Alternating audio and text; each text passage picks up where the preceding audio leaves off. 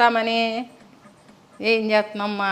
వచ్చిందండి వయ్యారి. అవును, మీ అమ్మగారు వచ్చి ఇక్కడ పడిపోయి కాలు కొట్టుకున్నారంట కదా, ఎలా పడ్డారా? పూజ గదిలో పడిపోయారా? పూజ గది అంటే తూర్పు, అది మరి తూర్పుకి పడితే ఎముకలను తుక్కు అయిపోతాయి అంటారు. ఎప్పుడని పడితే ఉత్తరానికి పడాలమ్మా, ఉత్తరం లేపుతారంట.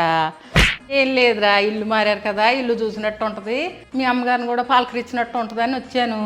అది ఎట్టి చెప్తామని మెట్లు ఎడమవైపు ఉన్నాయి, ఎడమవైపుకుంటే దంపతులు ఎడమైపోతారమ్మా, కుడివైపు ఉంటే కుదురుగా ఉంటారంట. తెలీదా నీకు? నా బోడిదాన్ని అడగచ్చు కదమ్మా, తెలియపోతాను. నా ఫోన్ మర్చిపోయి వచ్చాను కదా, నీకు చేసినట్టున్నారు అండి. చింతామణిని చూడడానికి వచ్చాను. వచ్చేస్తున్నానులేండి. ఇదేట్రా కవర్ ఫోటో, పువ్వులను మొక్కలు పెట్టుకున్నావు. పర్వతం పెట్టుకో, పర్వతం పెట్టుకుంటానంటే ఎదుగుదల బాగుంటుందంట లైఫ్లోను. ఇవన్నీ తీసేమ్మా, పర్వతాలు కొండలు అలాంటివి పెట్టుకో.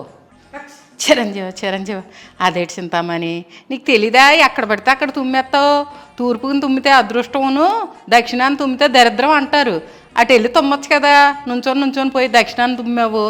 ఏం తెలియదు ఈ కాలం పిల్లలకి, ఎన్ని చెప్పాలో ఏంటో.